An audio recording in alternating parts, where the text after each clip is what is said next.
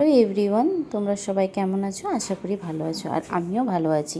আমি একটা নিয়ে চলে এসেছি নতুন ব্লগ নিয়ে। আমার প্রচণ্ড পরিমাণে হেয়ার ফল হচ্ছিল, তাই জন্য ভাবলাম একটা অয়েল তৈরি করি। তাই জন্য এই দেখো আমি এখানে কী কী নিয়েছি। এখানে জবা ফুল, আমলকি, আদা, ছাঁচি পেঁয়াজ, আর এখানে নারকেল তেলের একটা বোতল নিয়েছি, আর কালো জিরা, মেথি। তো আমি প্রথমেই আমলকিটাকে ভালো করে ছোটো ছোটো করে কেটে নিচ্ছি, যেটাকে ধাত্রী বলে। তারপরে আমি এখানে আদাগুলোকেও ছোটো ছোটো করে কুচি করে নিচ্ছি। তো দেখো আমার এগুলো হয়ে গেছে। তো এগুলো আমি পেস্ট করব। তো সম্পূর্ণ ভালোভাবে পেস্ট করব না, হালকা করে আদা বাটা করে পেস্টটা করব। এতে মেথিও দিয়ে দিচ্ছি, আর এর সঙ্গে কালো জিরাটাও দিয়ে দেবো।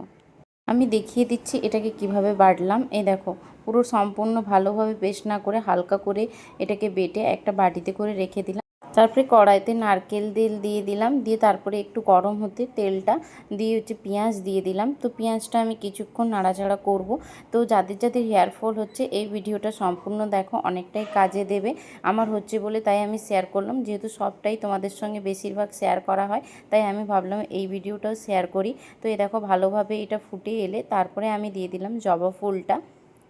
আমার হাতের কাছে একটা জিনিস ছিল না, সেটা হলো ক্যারি পাতা, যেটা হেয়ার ফলের রোধ করতে প্রচণ্ড পরিমাণে সাহায্য করে, কিন্তু আমার কাছে ছিল না তাই দিতে পারলাম না। কিন্তু তোমাদের কাছে যদি থাকে ক্যারি পাতাটা অবশ্যই দিও। তারপরে দেখো বেটে রাখা আমি সব পেস্টগুলো এখানে দিয়ে দিলাম, দিয়ে এখানে কিছুক্ষণ এটাকে নাড়াচাড়া করে নেব ভালো করে।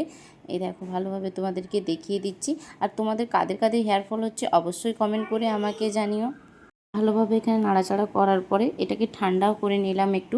তারপরে এটাকে ভালোভাবে ছাঁকনির সাহায্যে ছেঁকে নিচ্ছি। দিয়ে ছেঁকে নেওয়ার পরে তেলটা দেখো এইভাবে কালার চলে এসছে। দিয়ে আমি কিন্তু আরও একবার এই তেলটাকে একটা কড়াই দিয়ে দিচ্ছি।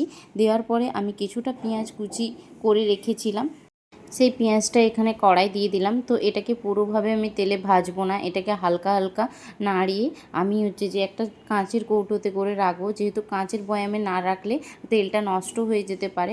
আর এই অয়েলটা প্রতিদিন রোদে দিলে খুবই ভালো হয়। আর প্রতিদিন যদি নাও দিতে পারি, একদিন ছাড়া ছাড়া অবশ্যই রোদে দিও, নয়তো তেলটা নষ্ট হয়ে যেতে পারে। আর আমি এখানে দেখো কাচের বয়াম নিয়ে নিয়েছি, আর এই বয়ামটা হচ্ছে আমার কফির একটা বয়াম ছিল, সেটাই নিলাম, কারণ আমার কাছে অন্য কোনো কাঁচের বয়াম ছিল না।